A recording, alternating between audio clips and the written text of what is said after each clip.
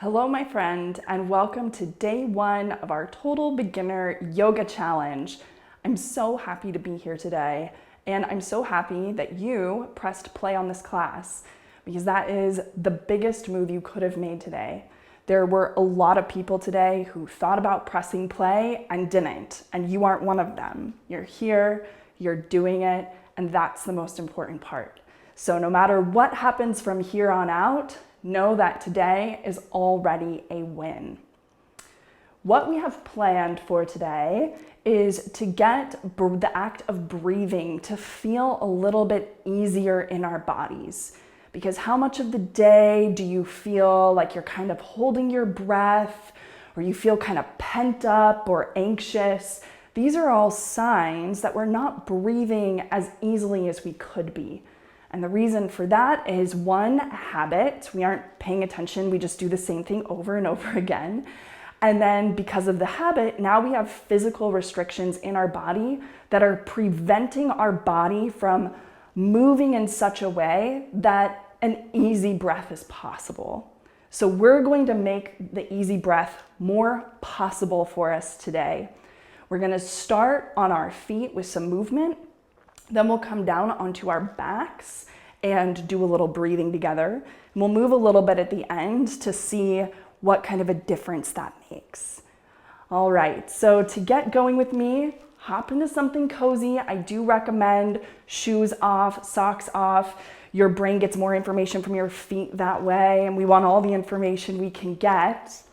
And then to set up your space for today, lay out your yoga mat somewhere where you have a chair of some sort. This could even be an ottoman or a couch. What you want is a piece of furniture that you can bend over and that feels comfortable for you to put your hands on in a position like this. Finally, we will use 3 pillows. Here are my throw pillows that I've pulled out for today. They could be throw pillows, bed pillows, anything you want. At least one of them should be pretty thin. So, pause class, you own the pause button. It's your best friend. You can pause class at any time to take a break, to go change the laundry. I don't know what you got going on. Use the pause button often. Go grab your stuff, set up your space, and when you're ready, press play, and we will get started. To begin with, we'll take the feet a little bit wider than the hips. We're gonna start a little bounce and a little sway left to right. As this happens, let your chin be kind of heavy here, so kind of slumpy posture in the upper body there. And kind of, I'm going to show you here, you just keep going, but this part of your back, where your like middle back ribs are, it's like right below the bra line for women, let this part of your back really poof out. So you are really going for the bad posture here. But what this is going to do is it's going to help you open up the backside of your lungs. And this is a part for a lot of us that gets really constricted. And if we're constricted here, there's just no way we're going to be breathing the right way. We're going to be stressed out because we're not breathing the right way. It's all interconnected.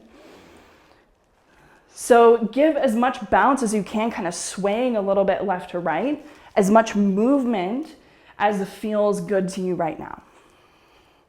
And no matter what I tell you to do at any point in time, if you are feeling pain, if you are feeling pinching or cramping, don't push into that. Ease out of that. So those are the rules.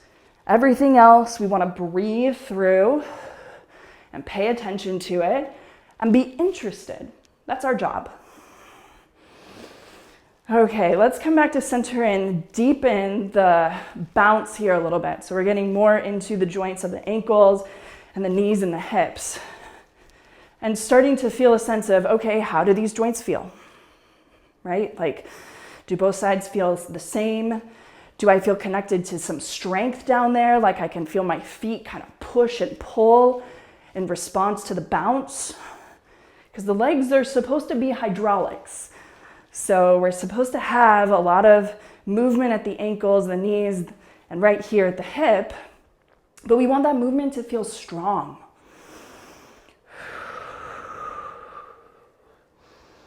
As you do this, deepen the exhales and see if it's possible for you today to breathe out through your mouth for the most part and in through your nose. We're gonna come up to stand. Take the feet just slightly wider than the hips. And just for right now, turn it so that all of your toes are pointing forward and the outer edges of your feet are parallel to each other. If this feels just totally funky, then split the difference between this and how you normally stand. But this gives us a sense of, if we had neutral available in the legs, what would that feel like? And now just kind of sway around on your legs there a little bit. Circle the pelvis around and see if you get stopped anywhere. Go in both directions. And now we can relax with the hands down by the side and lift all 10 of your toes and push down with the remaining parts of the foot and squeeze all of your leg muscles and now use them to try to push your feet apart, but nothing's really happening. You're just acting like that with your muscles. And this should give us a sense of activation through the legs. Let's call this a stocking of activation because you can kind of feel how it all connects up. And now we'll take the hands onto the front of the pelvis and gently just guide it more into the body, like you're trying to flatten out the underwear crease on the front side. And we'll take some spinal rolls here. So we're gonna let the chin get really heavy. And we're gonna start to roll from the top of the spine down, nice and slowly, as if you were a cinnamon roll. And you can just let your hands relax now. And you can let the knees bend more. And go as far down as feels comfortable, interesting, appropriate for you right now. Now we're gonna reverse out of that nice and slowly, push down through your heels. And we're gonna unfurl from the bottom of the spine, coming up. Take the hands to the front of your ribs here and gently pull them down. And you should feel like them lock in towards the front of the pelvis. So we want that. And now stretch up through the chest and look up at the ceiling. As you look up, keep your chin slightly drawn into your throat, which will just emphasize lengthening the back of the neck because that's what we want. Okay, so come upright. We're gonna do this two more times. So starting at the top of the spine, keep everything else really strong and lifted, but tuck your chin in and slowly move evenly on the right and left side as you cinnamon roll your spine in. And start to feel like the front of your body is slurping into the back of your body so that you're really gonna get, like that'll make this really juicy in the back. And we're targeting a stretch along the whole back side of the body. Ground down through your heels, slowly reverse on up, pushing down through your legs. That stocking of activation still on. Take your hands to your lower ribs, guide them down. And as you do that, stretch your chest away from your hands and look up at the sky. This is true chest opening right here. You got to keep the front of the ribs down. We got one more. Are you with me? We're going to take the chin into the chest and slow motion start to curl in like a cinnamon roll, only unlocking the lower part of the spine once the movable piece above it starts to go. And at your own pace, ground down through your heels, slowly reverse all the way on up out of that, taking the hands to the front ribs, pulling them down. I'll give you the side view on that. So like the ribs want to do something like this, yeah? But we don't let them. We say down, and then we stretch the chest and look up. Oh, so good. Now we'll separate the feet wider than the hips. We're gonna work on turning and pushing. So come with me here. You're gonna come up on the ball of one foot and turn away from it, and you're pushing with that arm.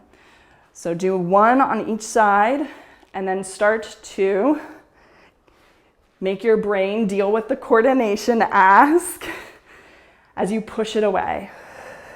And don't think about like super big movements here. Think about really strong movements. So like my hand was pushing away something through a really thick substance like molasses. And that's gonna activate some of my muscles through the arm. And the next time you are with your right arm pushing forward, so push that forward, take your left hand to the front of your right ribs and gently pull them back and start to kind of curl your right armpit back away from that right hand. So you're really opening this whole back side of the body right here.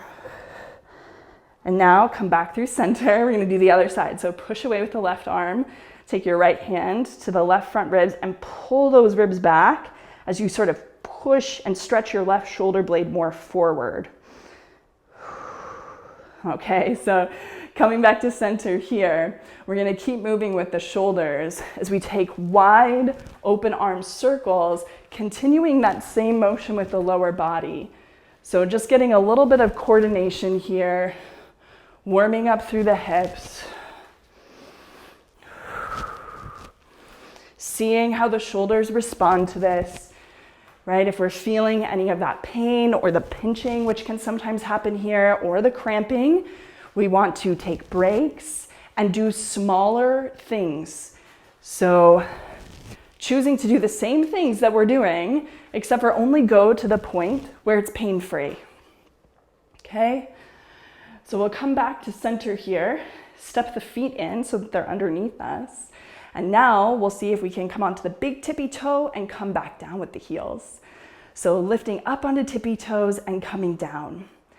Now, if this is super challenging for your balance today, feel free to pause class, move over to a countertop or a wall, something that you can hold on to for the next few rounds of movements. And we're going to try to do this in as controlled a manner as possible. If you feel like this is just too much, no worries. Do 1 foot at a time. You're still building on the same skills as you kind of regress. So you find the right challenge level for you. So really get up over the big toe here and try to control both coming up and coming down. That's going to be really tricky. And you'll see one of your legs is probably better at it than the other because we use the two sides of our body very differently. Okay. So this is such great stuff. Everything we're doing here is what our body is craving and asking for every single day. Okay, from here, we're gonna turn on the hamstring. So take the hands onto the front of the pelvis and gently encourage these front hip bones, bind them underneath your fingers right here. That stuff wants to go back this way.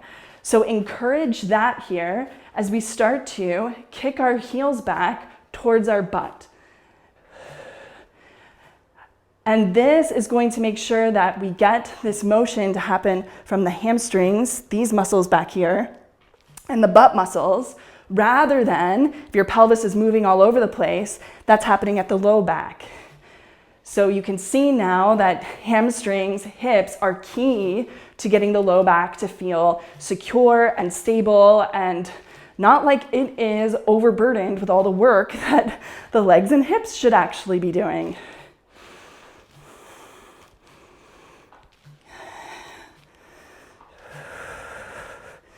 Alrighty, and now from here we're gonna stand. We're gonna see if we can transfer the weight onto 1 foot, lift the opposite foot out to the side, doesn't matter which one, bring it back underneath you, and switch. So we're not going for the biggest movement here, we're actually going for more control. Control means that we need to go more slowly, we need to do less, because here we want our knees and our toes to stay pointed forward. In fact, as you take that leg out to the side, imagine that you're even trying to roll those toes in, because their tendency is going to be to want to roll out, right? Now, same principle as that hamstring work is if I keep the hands on the front of the pelvis, I can remind myself to take those frontal hip bones back towards the back wall.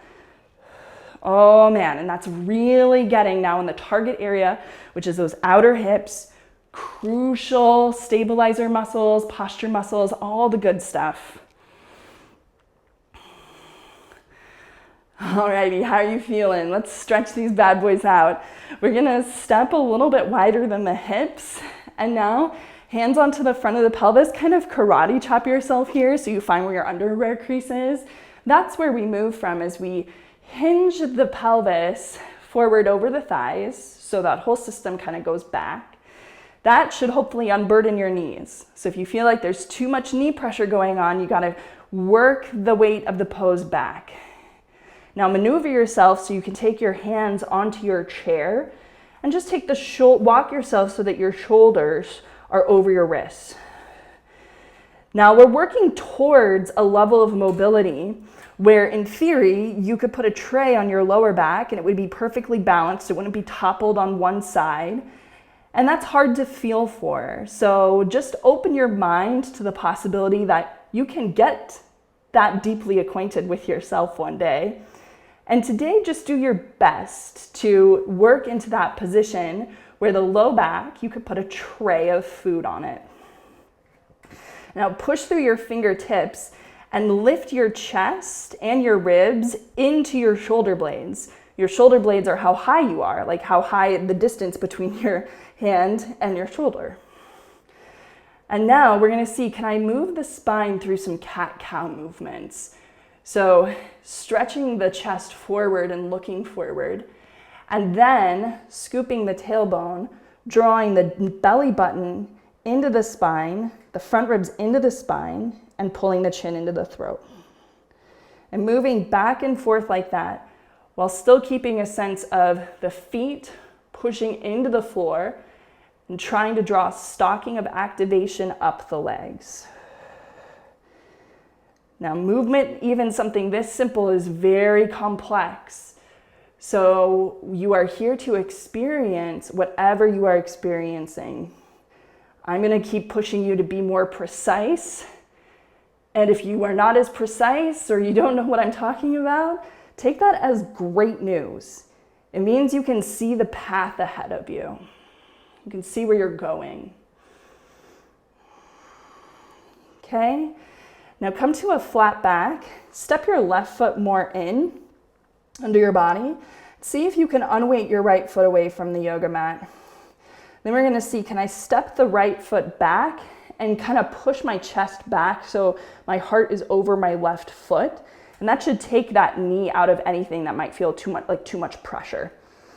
Okay, so I can be closer in, I can be farther back.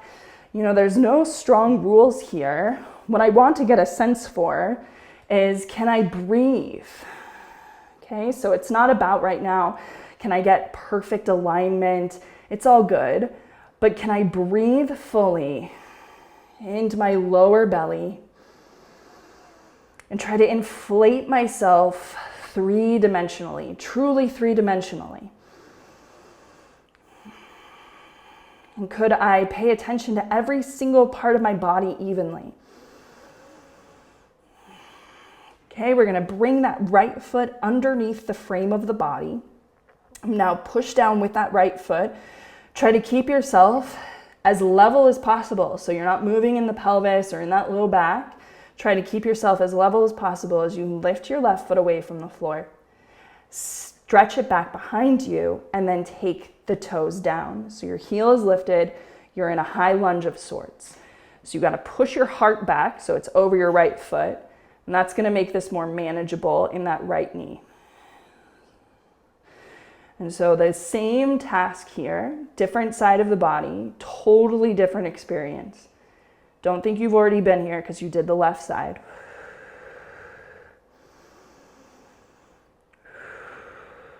Alrighty, my friend, go ahead and step that foot underneath us.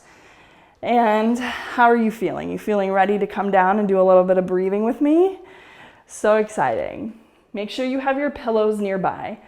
And now come down to the floor any way you'd like. If you'd like some assistance with that, then take your hands onto the chair, step your strong leg back, take the knee down, then take your other knee down beside it. And then you can transition down to your back from there. Again, you can always pause class if your transition takes a little bit more time. No worries at all. Okay, we need a pillow under our head, a thin one. Then we'll take, if you have a thick one, probably on top of your chair or your ottoman. We will orient ourselves so that the shins go and rest onto that pillow. Okay, so that's where we're setting up.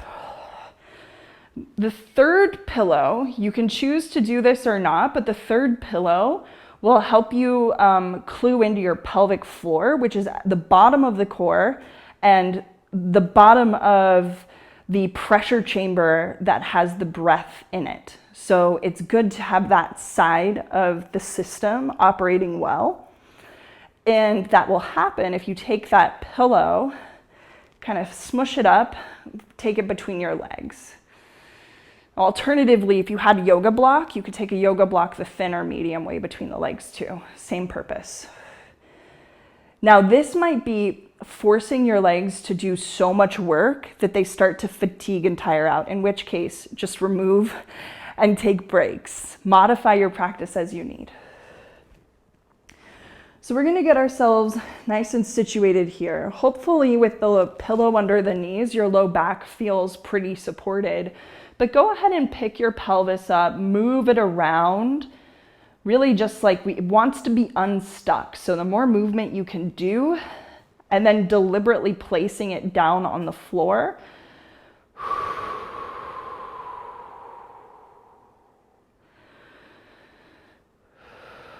And here's how your pelvis would love to be set. Find those two frontal hip bones, and then find your pubis bone that's on the front of your pelvis right before it turns under. It's really an intimate part.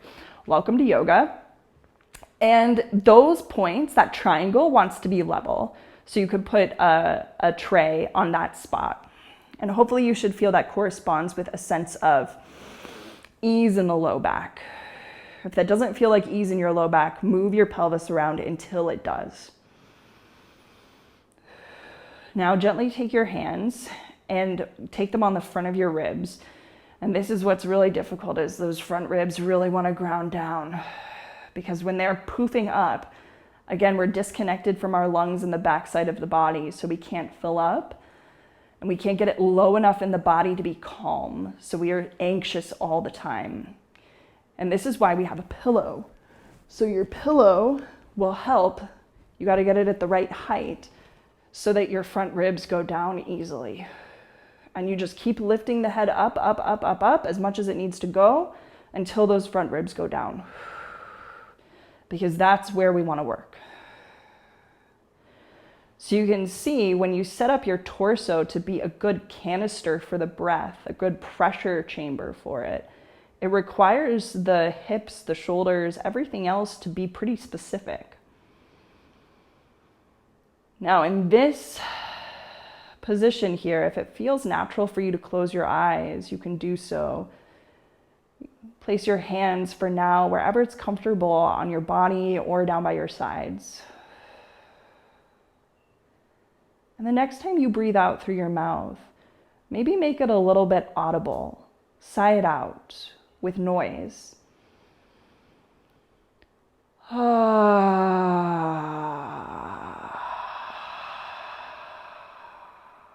If that feels good, do it again.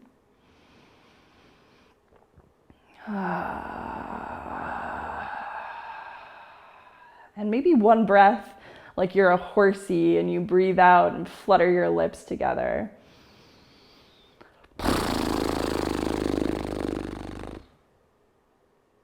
Again, if that feels good, keep going like that. And now we'll work into our breath together. So here's the deal. We're going to build the exhale first, and then we'll build the inhale. And you breathe on your cadence. So I'm not going to try to control that. Instead, I'll give you the characteristics of the breath that we're going for, and you can monitor your own experience and try to implement as much as you can. If you start to feel anxious or out of breath or anything like that, chill out, take a moment, pause. It's not a big deal. And then you can come back to the exercise. Okay? So on the exhale, here's how we're going to do it. We're going to, the next time you exhale, purse your lips as if around an imaginary straw and breathe out from the bottom of your pelvis all the way up, almost like you're squeezing out a tube of toothpaste and you're blowing it out through the imaginary straw.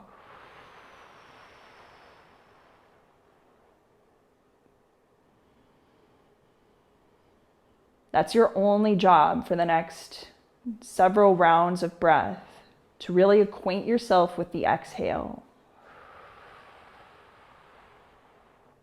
Notice how long the breath is.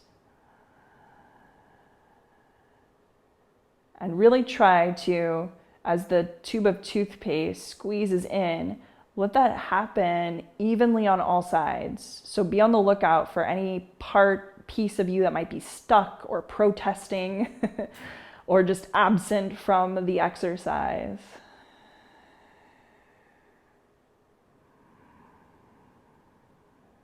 And when you're ready to start building your inhales with me, continue to exhale like this. And now every time you inhale, this is the deal. You'll seal the lips and place the tip of your tongue at the upper gum line. Let the back of the tongue relax. So the tongue in your mouth is almost like a little slide. Sometimes that's how I imagine it. And that it even sets up the pelvic floor to function correctly when the jaw is in neutral like this. So this is what we want. And you'll breathe in through your nose.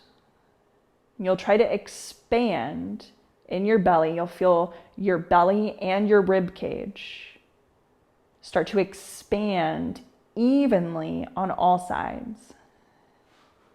And you'll fill up completely, which means you'll breathe in as much as you can without your accessory breathing muscles turning on. And those are your chest, your shoulders, and your neck. And that's very difficult to do, especially because a lot of us are breathing primarily with our secondary breathing muscles.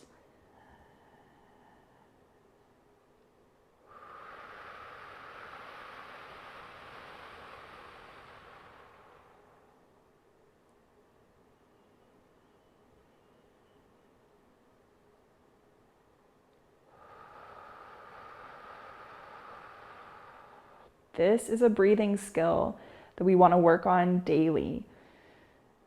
Many of my students share with me that they like incorporating this into their evening routines right before bed, so you might like to try that out, because eventually we want this skill to be second nature to us. And it's not going to be for a while, because we can't really hold our core container like this while we're walking around, not yet, because we're all restricted. But our yoga practice will help open up our physical body so that we're able to breathe more and more like this throughout the day. And then we're more in control of our emotional states. So if we'd like to begin to add just a little bit of movement on top of this to start waking ourselves up and transitioning into the rest of our day, start by inviting some very gentle movements into your hands and your feet. And try to do this without disrupting this breath.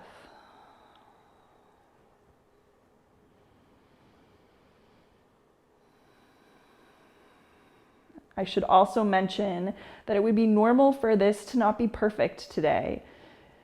There might be times where you're like, hey, I'm breathing with my chest muscles the whole time. That's great. What we're doing is we're consciously giving your brain an opportunity to do something other than its pattern. And as long as you show up here every day, it'll unfold for you. It'll unpack.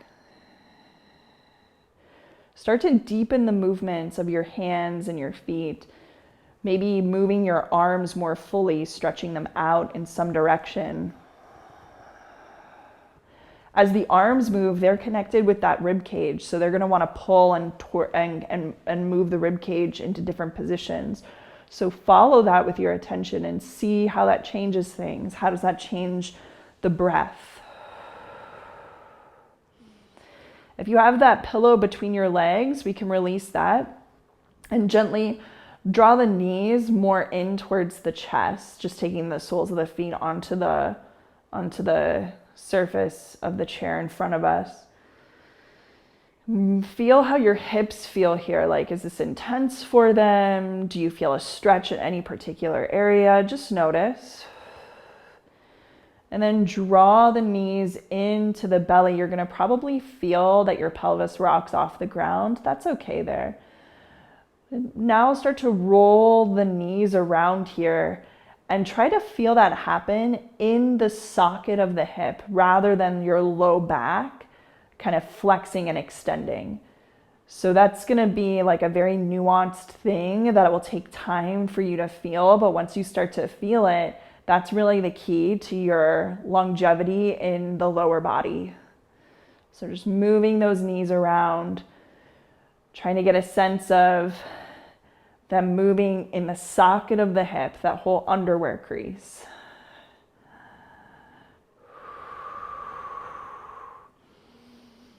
Opening and closing them, maybe feeling a stretch along the inner thighs, maybe it's the outer hips. It's really wherever you are specifically tight. Okay, we're gonna roll over onto either side and then use a hand to support you as you push yourself on up to a seated position. We're gonna roll over here and see how we do coming into a tabletop. So tabletop, you got tons of cushion right here. This will be good for you to feel out. Maybe you like to take cushion underneath your knees. I love to take cushion underneath my knees. When I practice in the mornings, I do so on carpet, and I really enjoy that. So feel out for yourself here how your knees feel to bear your weight with your hips over them and your wrists underneath your shoulders there. This is a big change from where we just were. Now check in with your breath here, because when we have more to pay attention to, you have less that you can put with your breath. So you probably dropped some attention with your breath. That's okay. As you come back here, we're going to start to push backwards and forwards with our toes tucked under. So this is going to open up the fascia and the soles of the feet. Super critical for us. If our feet don't function well, it will mean something for the joints above them. It presents differently for all of us, but that is really the goal, is to get everything functioning optimally so that it's not outsourcing its work to the joints around it that are not designed to do that work. Okay, so shifting now the body weight forward. How do your wrists feel here supporting you?